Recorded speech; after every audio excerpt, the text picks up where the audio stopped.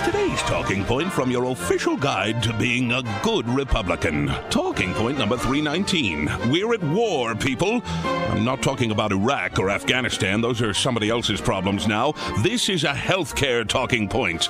We've got to treat the battle against healthcare like Republicans treat a war. Wage it against America's best interest. Spend ungodly amounts of money on it and make sure our friends find a way to make a profit.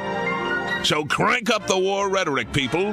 Here's an example from Georgia Congressman Paul Brown. If Obamacare passes, that free insurance card that's in people's pockets is going to be as worthless as a Confederate dollar after the war between the states, the Great War of Yankee Aggression. Okay, you might want to soft pedal that whole Great War of Yankee Aggression stuff. We're going to need some of those Yankee votes to stop this thing. And don't mention that free insurance card.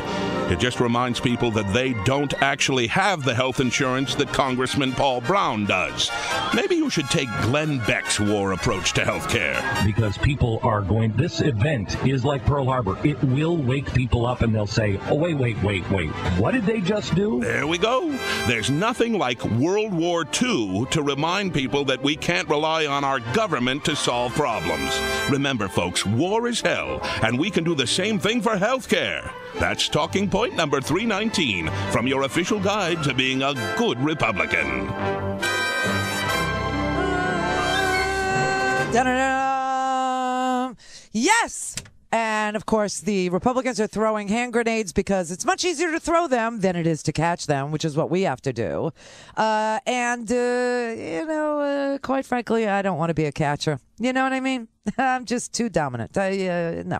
So, but we have to. And when you look at the state of this nation and you realize that we are the only industrialized nation in the entire world that does not have health care for our people, but we pay more than any other country for health care and don't get full coverage, then you know we're the laughing stock of the world. Now, Obama just canceled his trip, or postponed it at least until June, the trip to Australia and Indonesia, where there is universal health care.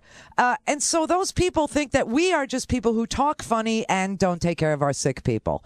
And so what are the Republicans doing? The Republicans, knowing that this will be very popular, that the seniors will love it as soon as they, as soon as it's signed and they go and buy their prescription drugs, that they will see a 50% discount on brand name drugs, and that the kids are instantly enrolled in their parents' policies until they're 26 years old. So all these college kids are now covered.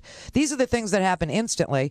I'm sure the president didn't want to go to Indonesia, while a country like Indonesia has a healthcare system that makes more sense than ours. Yes, in freaking Jakarta, it makes more sense than it does in New York City, in Washington, D.C., in Seattle, Washington, in L.A. 1 in 4 people in California don't have health insurance.